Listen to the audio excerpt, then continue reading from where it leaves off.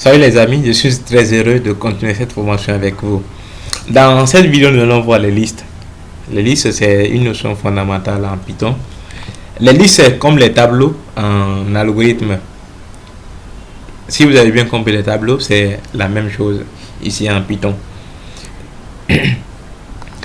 Donc ici, une liste, je vais faire une petite démonstration. D'abord, vous allez voir, je vais mettre les listes. Je vais créer un fichier liste.py. Ici, lorsque je vais par exemple récupérer l'adresse IP de 3 routeurs, par exemple, je vais dire R1 IP par exemple égale à par exemple 10. Attention, 10.0 par exemple, .251.22. Ça c'est, je vais copier ça, coller pour aller plus vite. Je vais dire R2 et R3. Je vais changer les réseaux. Voilà. Je vais changer les réseaux. Alors lorsque je vais afficher, vous allez dire que ça va me coûter énormément parce que il faut mettre R1. Voilà. Je viens encore, attention, je viens mettre R2 et R3. J'enregistre. Je vais l'afficher. Donc vous avez vu, j'ai mes 3 variables. Attention, ça c'est quoi ça? Je vais effacer ça, ma console. Je vais enregistrer et puis réexécuter, vous allez voir.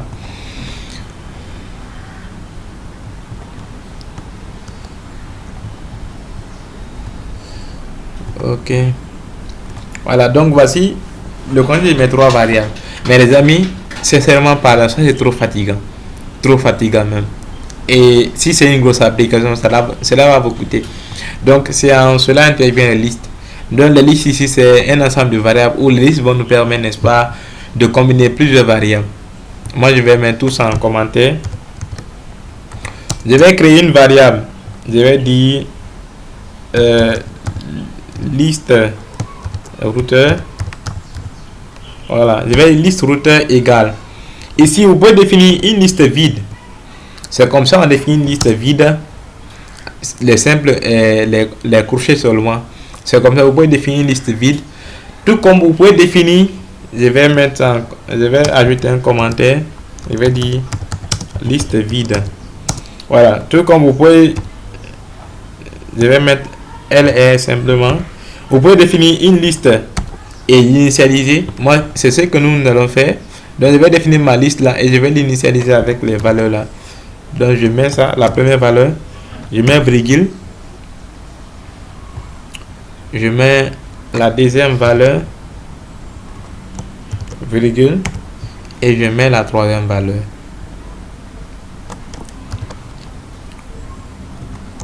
Voilà, je peux afficher ma liste. Je vais mettre print LR. Voilà, je vais l'enregistrer. Voilà, et on va lancer. Donc vous allez voir que les éléments de ma liste vont, n'est-ce pas, s'afficher à ce niveau. Donc on va voir comment, n'est-ce pas, accéder à un élément de la liste. Et retenez une chose, en Python, comme au niveau de l'algorithme, j'ai expliqué dans l'un de mes tutos, l'indexage en algo commence à partir de 1. Donc l'indexage ici permet d'accéder au ième élément du tableau ou au ième élément de la liste. En Python, l'indexage commence à partir de 0. Lorsque vous devez accéder par exemple au premier élément, c'est l'élément 0 en Python. Donc je vais mettre simplement le nom de la liste entre crochets et l'indice de l'élément que je veux accéder. Par exemple, je mets 0. Quand j'enregistre, je relance, vous allez voir que c'est sûrement le premier élément là qui va venir. Et c'est ça, c'est le premier élément là. Quand je mets par exemple 1, j'enregistre, je vais voir que c'est le second élément qui va venir. Donc c'est ça un peu l'indexage. Donc l'indexage ici permet d'accéder au ième élément de la liste. Mais lorsque nous voulons afficher tous les éléments de la liste, si je vais afficher comme ça va me fatiguer. Les amis, on a déjà mis la boucle pour qui permet de faire ça rapidement. Donc moi je vais utiliser rapidement ici une boucle pour. Donc moi je vais dire for par exemple in Je mets le nom de la liste. Elle est 2 points, entrée. Alors, je viens ici. Vous avez vu, ça m'a souligné. Donc, je vais faire une tabulation.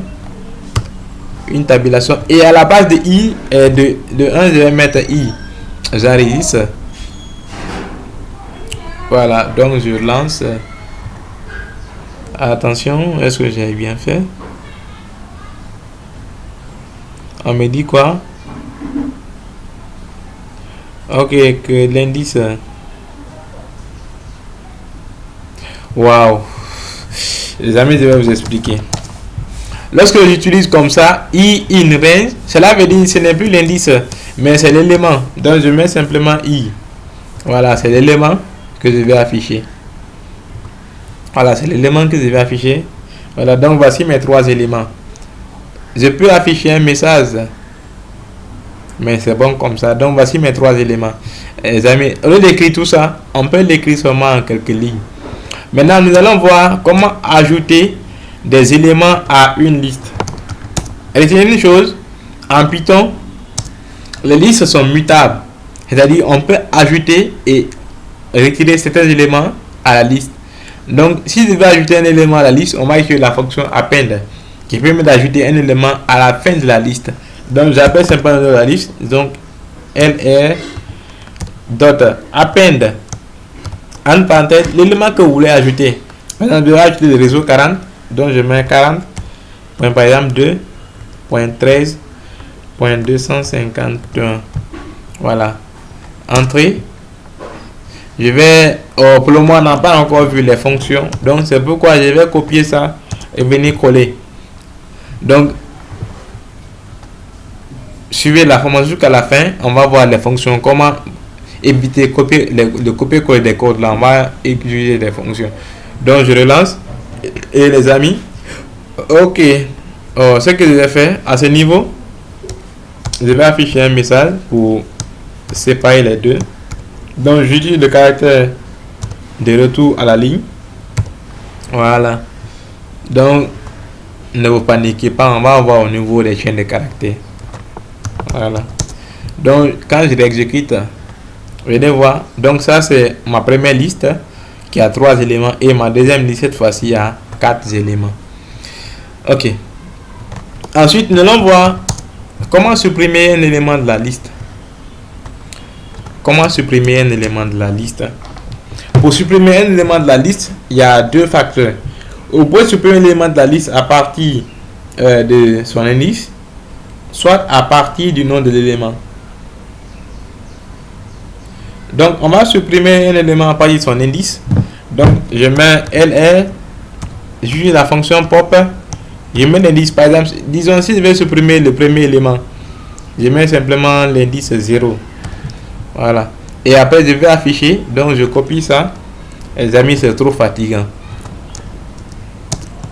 Donc, suivez jusqu'à la fin. On va faire les fonctions pour éviter les copier-coller là. Donc, je supprime le premier élément et je viens afficher ma liste pour voir. Donc, regardez les amis. Lorsque je viens, j'ai mon premier élément ici, 10.0. À ce niveau, je n'ai plus le premier élément là. Donc, le premier élément là a été, n'est-ce pas, supprimé. Donc, c'est comme ça, on peut supprimer un élément à partir de, n'est-ce pas, son indice. On peut aussi supprimer un élément à partir, n'est-ce pas, de sa valeur. Donc, pour ce faire, je mets encore la fonction lr, je mets la liste lr.remove, la fonction remove, et là, je vais mettre ça en commentaire. Je ne vais pas supprimer le premier élément, je vais supprimer le deuxième élément. Voilà, je vais supprimer le deuxième élément. Donc, je le copie et je le mets à ce niveau. Voilà, donc j'enregistre. Là, il me faut encore copier-coller. Ok, je vais déplacer simplement, c'est pas grave.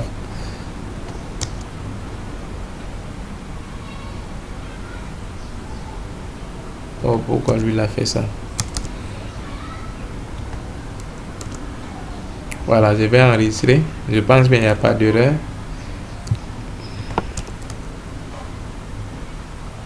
Je vais nettoyer un peu mon écran là. Alors les amis, c'est ça que j'ai fait. remove et puis le nom de l'élément que vous voulez supprimer.